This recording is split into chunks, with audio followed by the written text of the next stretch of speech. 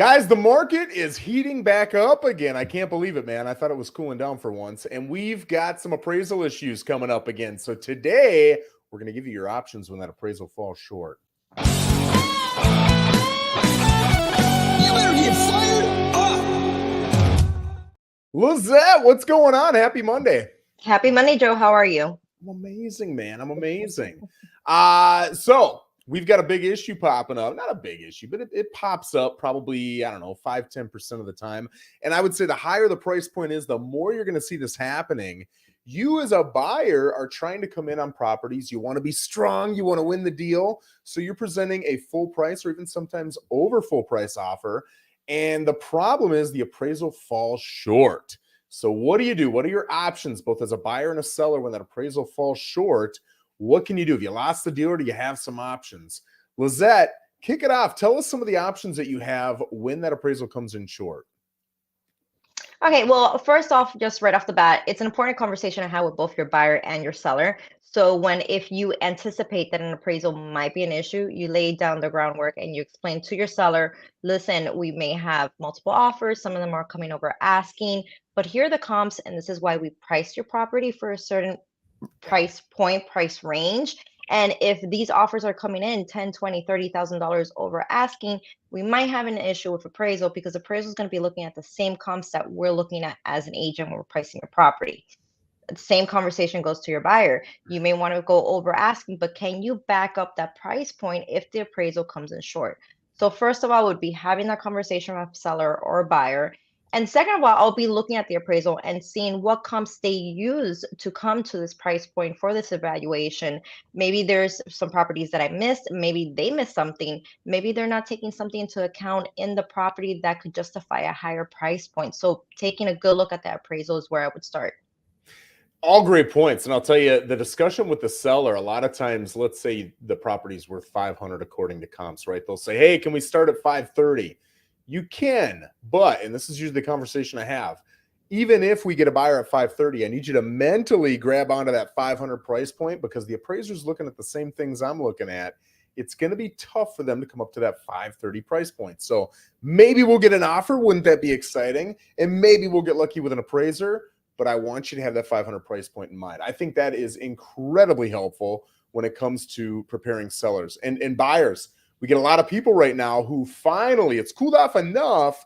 We don't have 15 offers on every property. So on a 450 property, you can say, hey, my closing costs are going to be, let's just say 15 grand, right? 15 grand. I'm not going to offer you 450. I'll offer you 465, but then I want you to cover 15 grand in closing costs. Well, that manipulated price that you've inflated, sometimes it's good. Sometimes it appraises out and you're good to go, but sometimes it doesn't, right? And in that situation, you want to have a plan with your buyer. You want to have a plan with your seller, so you know what's going to go on in that circumstance. So I always look at 4 basic options that you have as a buyer or a seller, right? It doesn't matter from both points of view. And here they are. They're pretty simple. And Lissette, I'll let you get a little more in depth on them. Number one is the seller can drop their price, right? So again, 450 to 465. Let's say that appraisal comes in at 465. The seller can just drop their price to 450. Too easy. Number 2 is the buyer can come up with the difference in cash. So here the difference is $15,000, but they also got to come up with their down payment and their closing costs and that difference, right? So that's another thing.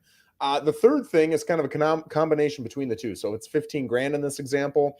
Maybe the seller drops 7,500 and the buyer comes up with 7,500 in cash, or maybe it's 10 and 5 or 8 and 7. It doesn't matter. As long as the two equal that difference, you're good to go. And then the fourth option is, assuming it's a normal deal and there's no other, guaranteed escrow deposit or anything like that, the buyer is going to get their deposit back regardless of what size it is. And the seller's going to get their property back. And then the seller can choose to go put it back on the market and try to sell it again. And the buyer's back to square one and they start looking at new properties. So those are, generally speaking, the 5 options, unless you want the 5th option that Lissette brought up, or at least you alluded to, which is contesting the appraisal. I can tell you it's challenging. Your odds are very low of getting it to actually come through and change. But if you want to put in the effort and you truly believe as an agent that your property is worth more and you've got the data to support it, you can't just feel it. Everybody thinks their property is worth $1 million. But if you've got some actual comps, some data to show it, you can sometimes get that appraiser to change their mind on something that they miss. So Lissette, tell us a little bit about some of those things that I went over there, and what are some of the conversations or likely reactions that you get from buyers and sellers? I think it's important to understand what type of buyer you have on the line as well. If you're on the listing side or also on the buyer side, is your buyer heavy on cash? Can they come up Yeah. with the difference financing wise? Are they FHA or VA? That's going to make a huge difference because those appraisals stay with the property, what, Joe, 90 days, I believe. So if you decide to back out of the deal and put the property back on the market, you're still going to have that value kind of sticks with that property for a little bit that you're going to have to keep in mind. So is it worth starting all over again and looking for another buyer, even though you're still kind of stuck in the same price point?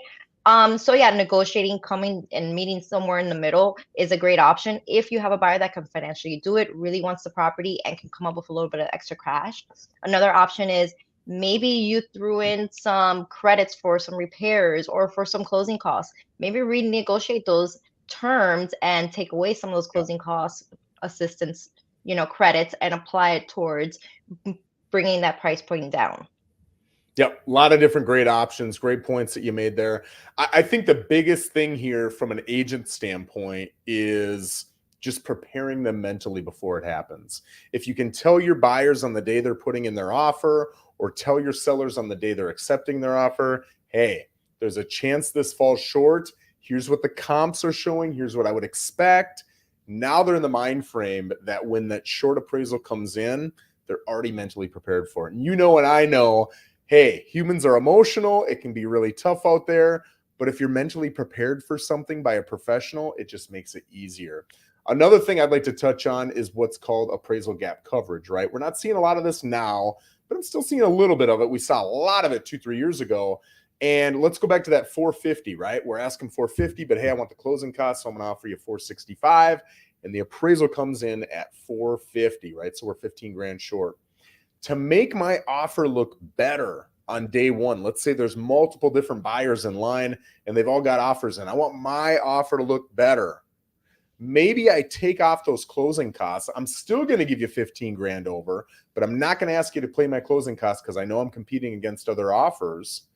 And I'm going to give you, let's just say $10,000 in short appraisal coverage, right? So what that means is the first 10 grand short, we're not negotiating. It's on me. I'm saying I'll take it, right? Now it's on the listing agent. You don't have to, but I highly suggest it to make sure that that buyer has the funds if that happens, right? So as a listing agent, if I see that offer, I'm going to ask the buyer's agent for proof of funds to show me they've got their down payment, their closing costs, and in this example, another $10,000. If they can show me that number in cash or whatever, wherever they've got it, where we can touch and use it, I'm happy. If not, then your offer really doesn't mean all that much because you don't even have the cash to do it, right?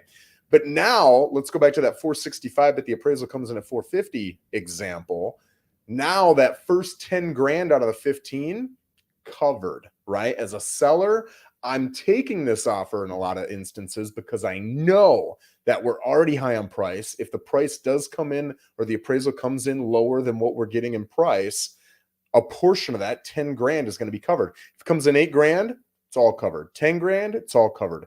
15 grand, like we're talking, the first 10 grand is covered. The other 5 is now negotiable. When we go back to those 4 things, seller can drop their price by 5 grand. Buyer can come up with another 5 grand in addition to the 10 that they said they would cover. Something in the middle, maybe it's split 2,500, whatever you want. Or the deal falls apart, buyer gets their escrow deposit back. So again, it comes back to those 4 options. Lissette, you got any nuggets or words of wisdom that you want to have us end on here? That was great information, Joe. And one more thing I would like to add to that is if you're concerned about the appraisal and you're on the buyer side, put in a contingency, put in an appraisal contingency that kind of backs you up and says, hey, if we don't come in at the price point that we agreed on, I could back out of the deal. So if it's a concern and you're coming in $10,000, $15,000 over what you think the property is going to appraise at, and you're like, I don't want to deal with this. I'm not going to pay over what the property is appraised at. And you know what? I'd rather go find another property. Put in that contingency to cover yourself. Awesome point. And guys, if you're FHA or VA, if that's the loan type that you're using, you've already got an appraisal contingency in there. It's part of the FHA VA addendum. You're covered. But because of that, a lot of agents, sadly, and buyers believe that if you're conventional financing or cash, you've also got that appraisal contingency in there. You do not. You have to put it in. Now, I will say this, you've got a financing contingency if you're conventional financing. And if it falls short and you don't have the cash to perform and you can't do it, you don't necessarily need an appraisal contingency because you've got the financing contingency. Your financing won't work anyway. But if you've got on a $450,000 deal, if you've got 225 grand in cash, but you don't want to use it, you want to keep that for other reasons. So you can get the funding, but it's short, and you don't have an appraisal contingency, that listing agent, that seller can still force you to purchase the property because you don't have an appraisal contingency in there. So make sure that's something you bring up with your agent. Lissette, I appreciate you bringing all your expertise and experiences to the table here. Guys, if you've got any questions today or any other time, let us know, and we'll certainly get back to you with some answers. And as always, if you've got any new ideas for videos, we're open to anything you've got. Lissette, I appreciate you joining me. Guys, thank you very much. Have an amazing day. Thanks, Joe.